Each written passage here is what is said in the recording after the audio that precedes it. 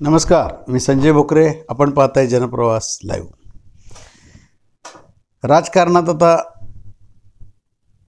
खळबळ उडवून देणारी आजची एक घटना, त्याच्यावर आज बोलायचं आहे. उद्धव ठाकरेंनी आज महाविकास आघाडीचे सगळे नेते एकत्र आलेले होते. पवारसाहेब होते, उद्धवजी, काँग्रेसचे नाना पटोले.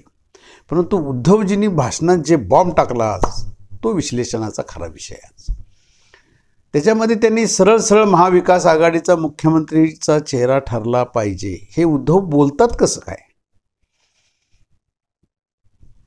उद्धवजी हे बोलतात, राजकीय जाणकार हे सगळे आज राजकीय विश्लेषक असतील, सगळेजण ह्याच्यावर विचार करतायत.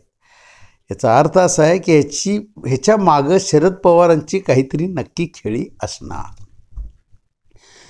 सुप्रिया सुळे यांना काहीही करून मुख्यमंत्री बनवायचं हे कदाचित पवारसाहेबांच्या डोक्यात असावं. कारण राष्ट्रवादीच्या सीटा जास्त आल्या आणि जर का मुख्यमंत्रीपद द्यायची वेळ आली तर मात्र जयंत पाटील हे एक नंबरला आज त्यांच्यामध्ये आहेत की बाबा सिनियरिटीनं मला मिळायला पाहिजे, मला दिलं पाहिजे, माझा त्याग, ते बाकीच्या गोष्टी होणार. पण त्याच्यामध्ये सुप्रिया सुळेंचं नाव घेतलं तर परिवारवाद, परत ही चर्चा येणार.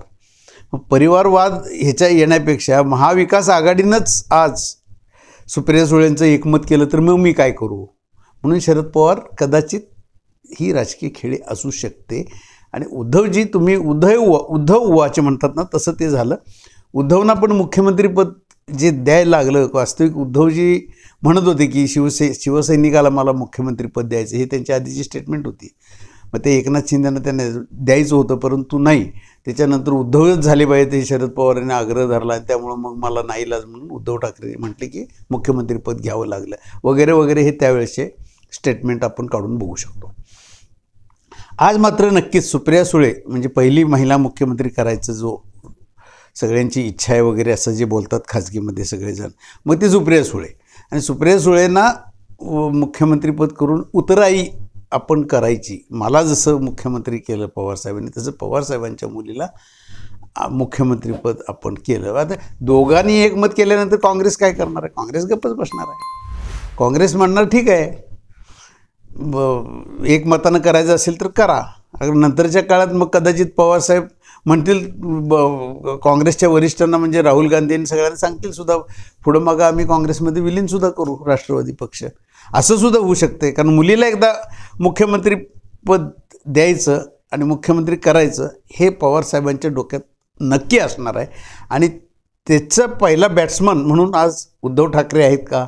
उद्धव ठाकरेंनी ही मागणी केली आहे का? कारण तसं असं उद्धव आक्रमकपणे मागणी करणार नाहीत, परंतु आज केली म्हणजे ह्याच्या मागे शरद पवार आहेत.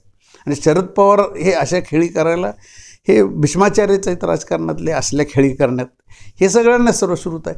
तर अशा वेळेला एक नक्की आहे की अजितदादांचं पण डाव काढला. अजितदादांना सुद्धा दाखवून दिलं की मी माझ्या मुलीला मुख्यमंत्रीपद देऊ शकतो, मुख्यमंत्री करू शकतो. हे जे राजकारण आहे हे आगामी काळात अधिक तीव्र होण्याची शक्यता आहे असं मला वाटतं. कारण काँग्रेसच ह्याच्यामध्ये आत्ता नाही, ज्याचे आमदार जास्त त्याचा मुख्यमंत्री हे लावून दिले, पण त्यांच्यात चेहरा कोण आहे मुख्यमंत्री? आज बोलताना त्यांनी म्हटले काँग्रेस राष्ट्रवादीने ठरवावं.